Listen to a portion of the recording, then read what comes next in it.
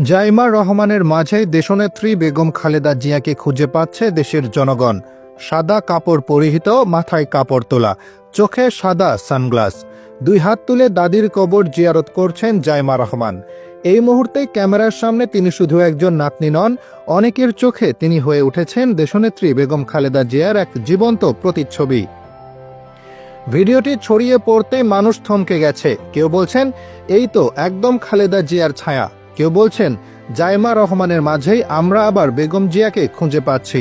হাঁটাচলা, দৃষ্টিভঙ্গি, নীরব অথচ দৃঢ় উপস্থিতি, সবকিছুতেই যেন বংশের ছাপ।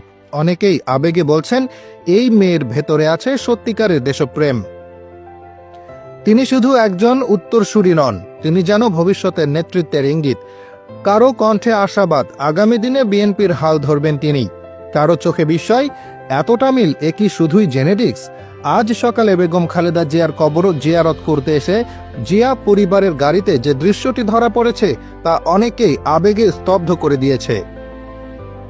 গাড়ির ভেতরে জাইমা রহমানের ঠিক পাশে বসেছিলেন একজন নীরব মানুষ, ফাতেমা বেগম, যিনি কোনো দিনই শুধু একজন গৃহকর্মী ছিলেন না, তিনি ছিলেন বেগম জিয়ার ছায়াসঙ্গী। দিনের পর দিন, বছরের পর বছর নীরবে পাশে থাকা এক আপন মানুষ। আজ সেই মানুষটির পাশে বসে থাকা জাইমা রহমানকে দেখে অনেকেই বলছেন ফাতেমা বেগম যেন নিজ চোখেই বেগম জিয়াকে আবার খুঁজে পেয়েছেন। ইতিহাস কখনো হঠাৎ হারিয়ে যায় না, সে কখনো ফিরে আসে স্মৃতিতে, কখনো উত্তরসূরির চোখে, কখনো নীরব প্রার্থনার ভেতর দিয়ে। আজকের এই দৃশ্য শুধু একটি ভিডিও নয়, এ যেন রাজনীতির ইতিহাস, আবেগ আর উত্তরাধিকারের এক নিঃশব্দ ঘোষণা। সময় বলবে এই নীরব উপস্থিতি ভবিষ্যতে কী রূপ নেয়। তবে এটুকু নিশ্চিত, আজ জাইমা রহমানকে দেখে অনেকেই আবার খুঁজে পেয়েছেন দেশনেত্রী বেগম খালেদা জিয়ার ছায়া।